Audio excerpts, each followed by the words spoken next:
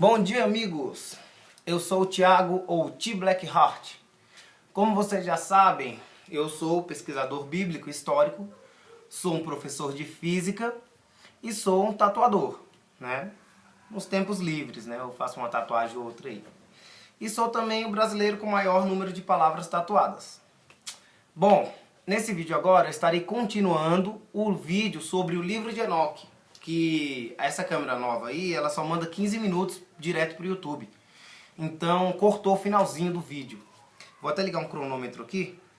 E aí o que acontece? No vídeo anterior, eu estava finalizando, agradecendo aos irmãos que têm comentado nos vídeos. Gosto que comentem, pode comentar, porque eu gosto de debater e conhecer novas ideias. Somos todos escolhidos e assim nós conhecemos cada vez mais a palavra, né? Conseguimos aprofundar mais o nosso conhecimento, né? E aí, eu tinha terminado falando que Enoque, né, em algumas culturas egípcias, ele era chamado de Saurite, que era o quê? O faraó da época da construção das pirâmides. Né? O faraó Saurite seria o responsável pela construção das pirâmides, e eles consideram esse Saurite sendo uma tradução para Enoque, né? Como se fosse o mesmo Enoque. E aí o que acontece? Várias outras culturas trazem também histórias como as do dilúvio, né? E isso é uma coisa muito comum nas culturas antigas, né? Todas, índios norte-americanos contam histórias assim. Os mesopotâmios, a Babilônia, egípcios, todas as culturas antigas têm alguma história de um dilúvio, né? E o que acontece? Existe uma propriedade histórica que diz que quando acontece algum evento muito marcante na história de uma civilização ou de um povo, essa história irá se propagar para civilizações adiante, né? Então essa história não vai desaparecer. Se, por exemplo, acontecer uma catástrofe global, né, com uma civilização hoje em dia, essa história não vai desaparecer. As outras civilizações que virão à frente irão contar histórias similares a essa. E a gente vê isso com o dilúvio, né, que várias civilizações diferentes contam essa história. No qual Enoque disse no livro dele que Deus mandou o dilúvio para destruir os filhos dos anjos, né, que corromperam os homens, né. E eu vou mostrar alguns desenhos ali no meu computador dos sumérios, né? Olha só a imagem dos sumérios. Vou virar aqui, tá? Espero que não esteja perdendo foco essa câmera. Olha só, isso aqui é um hieróglifo dos sumérios. Olha o tamanho do deus que eles estão adorando. Ele é gigantesco, ó. Repara. Eles estão ali, né? Uma roda. Estranha a roda ali. Deixa eu passar para o próximo. Olha só. Aqui era a região onde os sumérios habitavam, né? Que era ali entre o rio Tigre e Eufrates, né? Aqui a gente vê aquele hieróglifo, ó, que eu tinha mostrado no outro dia. Repara que o Deus que eles estão adorando ali, ó, que está sentado, ele é bem maior que eles, ó. Sentado ele é do tamanho deles. E repara nesse desenho, vou pegar o mouse aqui, ó. Repara nesse desenho que tem aqui atrás, ó. É como se fosse o Sol e os planetas. É isso aqui, ó. Olha que desenho curioso. É como se fosse o Sol rodeado de planetas. Só que possui um planeta a mais, que eles chamavam de Nibiru. Que eles diziam que é o planeta no qual vieram os deuses, né? Diziam que os deuses vieram desse planeta aí a mais. Que hoje em dia alguns dizem, né, que é um planeta que tem uma órbita gigantesca e passa perto da Terra a cada 7.000 anos. Ou 12.000 anos, né, se não me engano.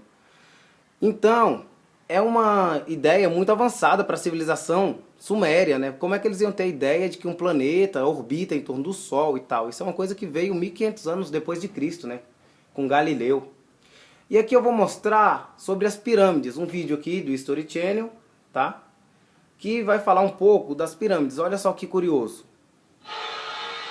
Como uma das 7 maravilhas do mundo, a Grande Pirâmide permanece não só um mistério arqueológico, mas também uma maravilha geográfica.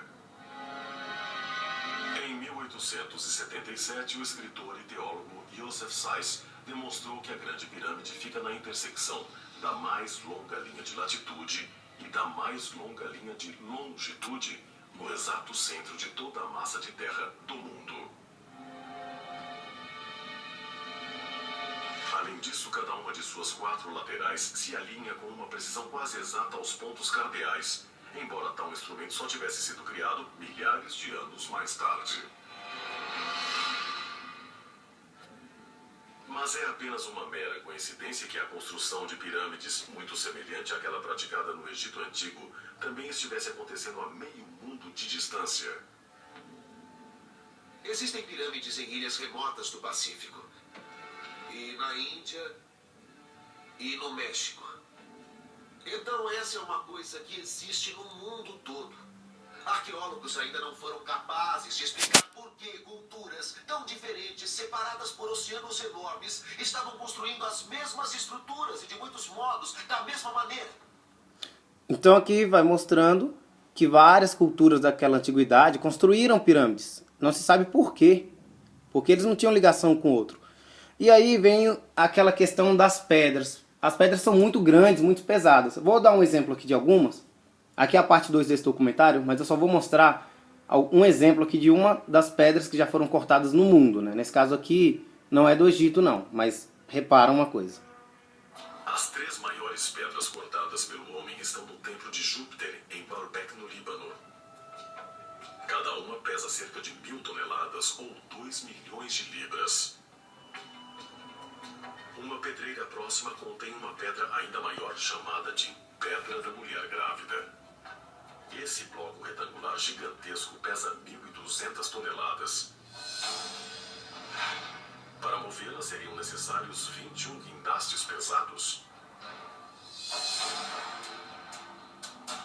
Como estou no setor de construções, se um certo projeto está sendo construído em algum local, especialmente em áreas montanhosas, eu penso, como será que eu posso levar essas máquinas, estes guindastes e tudo mais? Eles são tão pesados que é praticamente impossível levá-los até o local. Essa pedra veio de uma construção em Palm Springs, onde tinham uma das maiores escavadeiras que podiam alugar. Tiveram dificuldade para colocá-la no caminhão. Ela pesa mais de 5 toneladas, 10.000 libras. É pequena em termos megalíticos, mas basicamente é o que podemos lidar com as máquinas modernas. Bom, então, o que acontece? Deixa eu botar aqui de novo, espero que o foco não fique meio doido de novo. Olha só, você repara ali uma coisa com as pedras. Como o ser humano é capaz de transportar uma pedra de 1000 toneladas. Hoje em dia, com a nossa tecnologia, isso é impossível. Você viu ali que para levantar a pedra, seriam necessários 27 guindastes industriais. Só para levantar. Como é que eles iam transportar essa pedra? Então, tem um exemplo parecido disso nas pirâmides do Egito. Olha só, lá na pirâmide do Egito, né, de Gizé, elas são enormes, só que cada pedra ali pesa de 2 a 3 toneladas. Só que perto ali tem os templos do vale, que são alguns templozinhos pequenos, né, que tem algumas pedras pequenas, né, em tamanho, porém as pedras são muito pesadas, elas pesam de 100 a 200 toneladas. E aí entra um questionamento muito próprio, que é o seguinte: por que eles usaram pedras de 100 a 200 toneladas para fazer uma coisa tão pequena, que são os templos do vale? Quando as das pirâmides pesam 2 a 3 toneladas.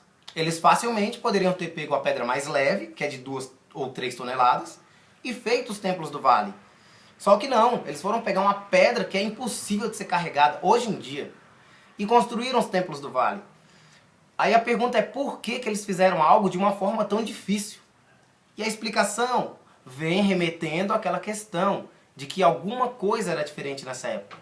E vem aquela teoria de que as leis da física seriam diferentes. Alguma lei, alguma propriedade física era diferente. Por isso que eles fizeram pedras tão pesadas. Porque não era tão pesada, era fácil de ser carregada. Né? Alguma propriedade desse tipo. Era fácil fazer a pirâmide. Era fácil carregar a pedra de 1000 toneladas, que hoje em dia é impossível. Então, o que acontece? Alguma propriedade era diferente. Ou algum fato desconhecido existia naquela época. Por exemplo, será que existiam gigantes na Terra? Então, algum fato desconhecido existia, isso é próprio. e culturas antigas falam de gigantes na Terra, assim como Enoque coloca no seu livro. E você repara também o quê? Que outras culturas do mundo, lá os maias, lá os índios, lá na parte de baixo da Índia, na Oceania, eles estavam construindo pirâmides. Por quê? Você reparou ali no primeiro vídeo que a pirâmide da Cidade dos Deuses, lá dos maias, na América do Sul, é igual, tem o mesmo perímetro da pirâmide de Gizé, lá no Egito, no platô de Giza. Como eles construíram duas pirâmides com o mesmo tamanho exato? Isso é impossível. Tipo, não tem como ser uma coincidência. Todos, com certeza, foram influenciados pelo mesmo povo, né? Que seria o quê? Os anjos que vieram do céu e tiveram filhos com as mulheres. E os filhos desses anjos eram gigantes na terra. E esses anjos e seus filhos ensinaram toda a corrupção e ciência para os homens. Então o que acontece? Enoque cita isso. E aí ele conclui essa história falando que Deus manda o dilúvio para destruir os filhos dos anjos e os homens que existiam ali. E condena o espírito dos filhos dos anjos a serem os demônios, os daimons. E os anjos são presos em prisões no abismo, que alguns entendem abismo como se fosse o fundo do mar, até o dia do julgamento, onde eles esperam até hoje. E os filhos dos anjos também serão julgados no dia do julgamento. E você vê um fato que comprova isso, é quando Yahushua, o Messias, né, Jesus, quando ele encontra um endemoniado lá, Gadareno, se não me engano, e ele, o endemoniado fala para ele, sabemos que tu é o Messias, filho do Deus Altíssimo, você veio por um acaso nos julgar antes da hora? Ou seja, nos julgar antes da hora? Por que antes da hora? Ora, porque eles serão julgados no dia do julgamento final, como disse Enoque no seu livro. E aí Jesus apareceu, então eles estavam pensando que já iam ser julgados antes da hora, porque Enoque disse que eles seriam julgados no julgamento final. Então, várias passagens bíblicas dão um embasamento para o que está no livro de Enoque, né? Tem algumas partes que Enoque fala sobre as cidades de Sodoma e Gomorra. Então, assim, Enoque fala muitas coisas que viriam à frente. Então, a gente conclui esse vídeo mostrando que todas as culturas do passado se conectam em histórias similares contadas por Enoque. Então, realmente existiu um fato histórico que marcou essas civilizações. E essas histórias se propagaram em cada civilização que veio à frente. Isso é um fato, né? Tipo, isso é uma propriedade histórica conhecida. E eu quero concluir esse vídeo aqui agradecendo aos irmãos novamente e esclarecendo alguns, né? Eu comentei num vídeo do Robert, né? Que ele falou sobre Adão ser um profeta e tal. E uma pessoa lá comenta, né? Falando que eu não tenho conhecimento do que é profeta e tal. Eu vou fazer um próximo vídeo esclarecendo isso. Existem vários profetas na Bíblia, no Velho Testamento. Porém, os verdadeiros profetas, os verdadeiros, são somente 7. Que são os que anunciam a vinda do Messias. Isso que é a profecia verdadeira. Os que anunciam a vinda do Messias. Não que anuncia o futuro, que amanhã vai chover, que o cara vai ficar rico. Não é isso. Esses são outros profetas que tem no Velho Testamento. Os verdadeiros são 7, que anunciam a vida do Messias. Tanto que em Apocalipse se refere a eles simbolicamente como se fossem o quê? As 7 trombetas. Depois eu vou fazer um vídeo sobre Apocalipse também e vou mostrar isso. Que no fim de Apocalipse mostra o quê? Que quando for tocada a última trombeta, o Messias irá tomar o seu trono perante o Altíssimo no céu e tal. Então eu vou mostrar isso no próximo vídeo. Obrigado aí por assistirem. Se puderem dar o gostei para divulgar um pouco o vídeo. Obrigado. Espero comentários. Adeus. Até o próximo.